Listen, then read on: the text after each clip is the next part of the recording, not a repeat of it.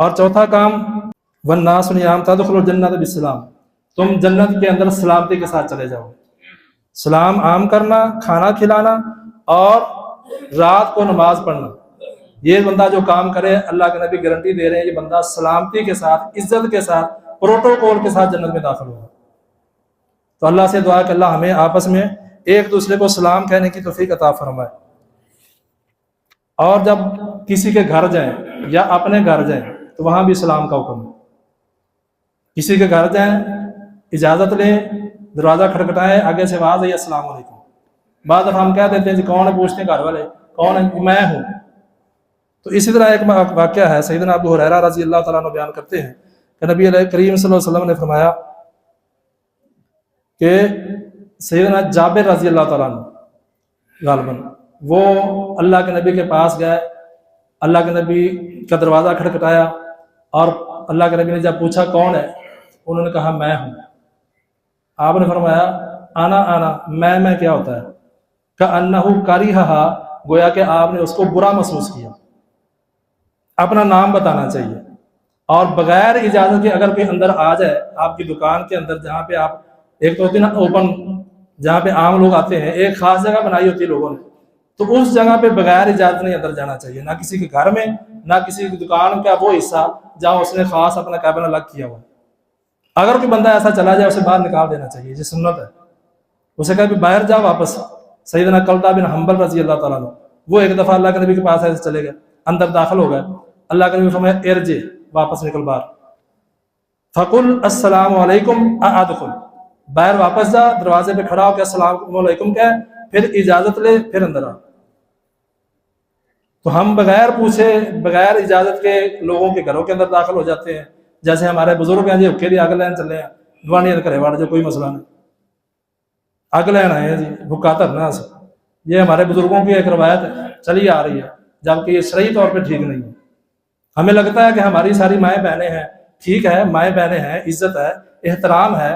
اللہ نے انہی ماؤں بہنوں کے پردے کی بات کے لیے یہ بات کی ہے کہ بغیر اجازت کسی گھر میں داخل نہ ہو اور 3 بار سے زیادہ بار دروازہ نہ کھٹکھٹاؤ. 3 بار کے اندر اجازت مل گئی تو ٹھیک، نہیں پھر واپس چلے جاؤ، پھر دوبارہ چکر لگاؤ. اسی طرح آپ اس بات کو موبائل کے حوالے سے بھی سمجھ لیں. موبائل پہ ہم بعض دفعہ کسی کو کال کر رہے ہوتے ہیں، وہ اٹھا نہیں رہا، ایک کال، دوسری، تیسری، چوتھی، 5ویں، 15 20 کالیں ہم کر دیتے ہیں. تو یہاں پر بھی یہی بات کو مد نظر رکھنا چاہیے کہ 3 بار کال کریں، نہیں کہ اٹھا رہا چھوڑ دیں، تھوڑی دیر کے بعد پھر کریں. ہو سکتا ہے وہ کہیں مصروف ہو، اس کے ہاتھ خالی نہ ہو، یا کسی اور ایسی جگہ پہ ہو جہاں وہ بات نہیں کر سکتا.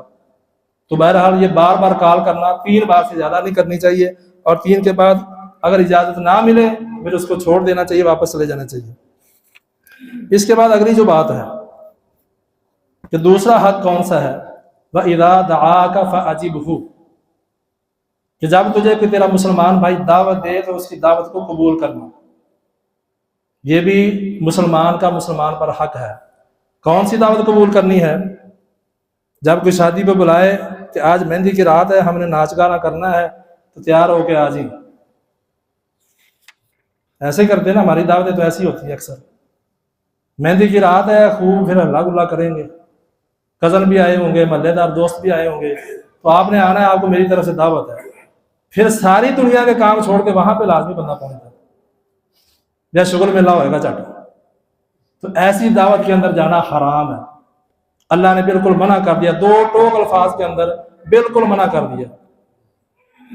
وَإِذَا رَأَيْتَ الَّذِينَ يَخُوضُونَ فِي آيَاتِنَا فَأَعْرِضْ عَنْهُمْ حَتَّى يَخُوضُوا فِي حَدِيثٍ غَيْرِهِ. ایسی جگہ جہاں پر اللہ اور اس کے رسول کی باتوں کا مذاق اڑایا جا رہا ہے، اللہ کے رسول کی یا اللہ کی مخالفت کی جا رہی ہے، وہاں پر تم نہ جاؤ. وَإِمَّا يُنْسِيَنَّكَ الشَّيْطَانُ فَلَا تَقْعُدْ بَعْدَ الذِّكْرَىٰ مَعَ الْقَوْمِ الظَّالِمِينَ. اگر شیطان نے تم کو بھلا دیا، تم چلے گئے، یاد آیا فوراً اٹھ کے چلے جاؤ، ورنہ تم بھی ان کے ساتھ ظالم ہو. ہماری محفلیں ایسی ہوتی ہیں، شادی بیاہ پہ دیکھ لیں، یہ اسی طرح کے اور فنکشن ہو تو یہی کچھ ہوتا ہے. تو جو اچھی دعوت ہے، نیکی کی دعوت ہے، یا کوئی کھانے کی دعوت ہے، یا کوئی ولیمے کی دعوت ہے، تو وہاں پر جانا چاہیے. اذا دعی احدکم الی الولیمہ فلیأت بها، جب کوئی ولیمے کی دعوت دے تو وہاں پر جانا چاہیے. وإن شاء طعم وإن شاء ترک، وہاں جا کر تو کھانا نہیں کھانا چاہتا نہ کھا، چھوڑنا چاہتا ہے چھوڑ دے، کھانا چاہتا ہے کھا لے، لیکن وہاں پر جا ضرور۔ اگر کسی نے آپ کو بلایا ہے تو وہاں پر جا سکتے ہو تو پھر وہاں پر جانا چاہیے، لیکن کوئی ایسی محفل ہو جہاں پر اللہ اور اللہ کے رسول کی نافرمانی ہو تو بالکل نہیں جانا چاہیے، شرعاً حرام ہے، بالکل حرام ہے۔ اور تیسری بات، وَإِذَا اسْتَنصَحَكَ فَانصَحْ، جب کوئی مشورہ طلب کرے تو اس کو پھر اچھا مشورہ دینا، یہ مسلمان کا مسلمان پر حق ہے، اسے پھر دھوکہ نہیں دینا۔ وہ سیدھے راستے جا بھی رہا ہو، وہ سمجھے کہ چلو یہ بندہ اس کام کا کاریگر ہے، اس سے مشورہ کر لو، پھر اس کو دھوکہ نہیں دینا۔ یہ آپ کے اوپر ایک فرض عائد ہو گیا ہے، اس نے مشورہ مانگا ہے، پھر اس کو اچھی نصیحت کر، اسے صحیح مشورہ دے جو تیرے تجربے میں ہے، جس سے اس کو فائدہ ہو سکتا ہے۔ یہ نہ کہ اسے پھنسانے کے لیے کوئی الٹا مشورہ دے چلو یہ تو پھنسے گا، جیسا کہ ہم بازاروں میں اکثر ایسا ہو جاتا ہے۔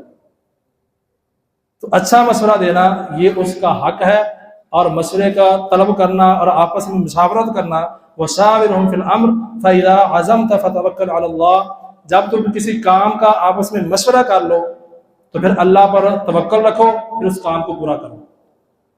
لیکن مشورہ ضروری ہے، کوئی بھی بڑا کام کرنا ہو، کوئی کاروبار کرنا ہے، کوئی بزنس کرنا ہے، کوئی شادی بیاہ کرنا ہے بچے کا بچی کا، کوئی اور کام ایسا بڑا ہے تو اس میں گھر والوں سے مشاورت، اور اس کے بعد اگر ضرورت ہے تو پھر باہر والوں سے مشاورت کریں، لیکن جب مشورہ کوئی مانگے تو اسے اچھا مشورہ دینا چاہیے۔